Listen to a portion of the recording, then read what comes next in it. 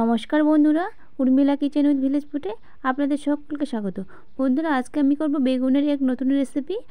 যা মাংস ফেলে দেবেন, এই বেগুনের রেসিপিটা কিন্তু খেতে খুব ভালোবাসবেন। দেখুন, এইভাবে চার ফালি করে আমি বেগুনটা কেটে নিয়েছি বন্ধুরা।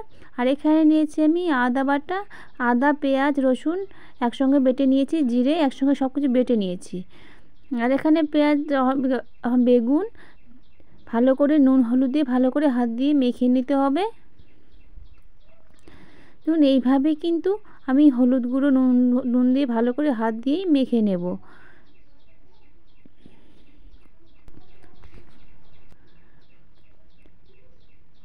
বন্ধুরা, একবার হলো বাড়িতে এইভাবে একদম বেগুন রান্না করে দেখবেন, খুবই খেতে ভালোবাসবে।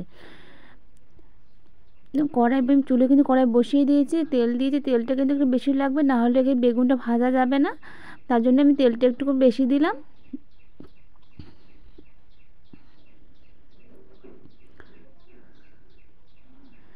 বন্ধুরা, এই রান্না কিন্তু মাছ মাংস স্বাদকেও হার মানাবে।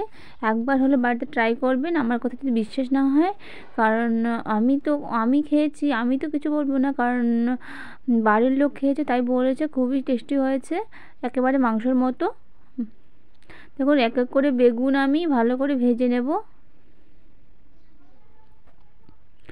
আমি কিন্তু বেগুন কিন্তু পুরোপুরি ভাজবো না, হালকা শুধু ভেজে নেব নাড়াচাড়া করে। এইভাবেই কিন্তু আমি হালকা খুন্তি দিয়ে নাড়াচাড়া করে নেব। বেগুন তো আপনারা অনেক রকমভাবে খেয়েছেন, একবার এইভাবে খেয়ে দেখুন, খুবই ভালো লাগবে।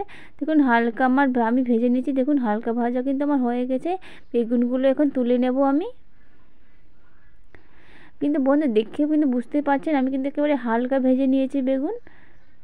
আমি কিন্তু তুলে নিচ্ছি। আর এই তেলেই আমি দিয়ে দেবো আর একটুখানি সর্ষের তেল।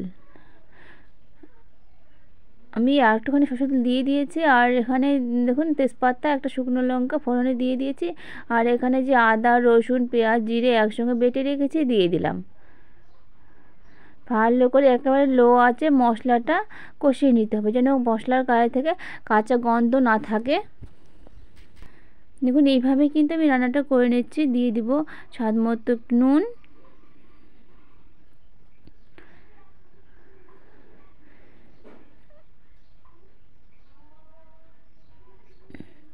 লঙ্কার গুঁড়ো, হলুদ গুঁড়ো।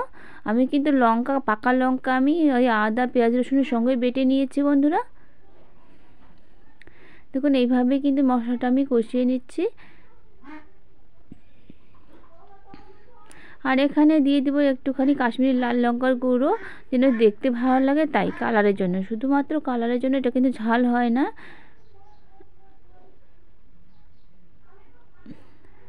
দেখুন, মশলা থেকে কিন্তু তেল ছেড়ে দিয়েছে, মশলা কষানো আমার কিন্তু হয়েই গেছে।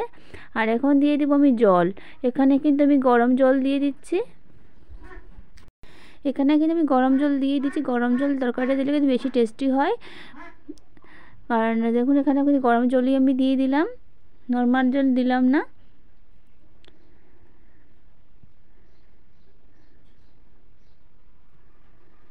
ঝোলটা কিন্তু ফুটে গেছে আমার। এখনই দিয়ে দেবো আমি গরম মশলার গুঁড়ো, কারণ বেশি নাড়াচাড়া করলে কিন্তু বেগুন ভেঙে যাবে, তার জন্য আমি এখনই গরম মশলার গুঁড়োটা দিয়ে দিলাম। গরম মশলার গুঁড়ো দিয়ে আর একটু আমি ঝোলটা ফুটিয়ে নিচ্ছি। আর এখন দিয়ে দেবো বেগুন। দেখুন, ভেজে রাখা আমি বেগুন দিয়ে দিলাম। ভালো করে আমি হালকা হাতে নাড়াচাড়া করে নেব, যাতে বেগুন ভেঙে না যায়। দেখুন, এইভাবে কিন্তু আমি নাড়াচাড়া করে নেব। দেখুন, এইভাবে কিন্তু রান্নাটা করে দেখবেন, আর দেখে খেয়ে কেমন লাগে কমেন্ট করে জানাবেন আমাকে। দেখুন, এই রান্না কিন্তু খুবই টেস্টি হয়।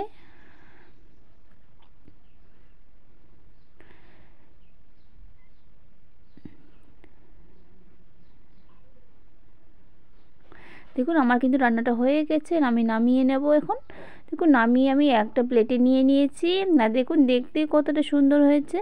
আর তাহলে বন্ধুরা, আমার বেগুনের এই রেসিপি যদি ভালো লাগে, প্লিজ বন্ধুরা লাইক, শেয়ার, কমেন্ট করবেন। ভালো থাকবেন, সুস্থ থাকবেন এবং সাবধানে থাকবেন। ধন্যবাদ।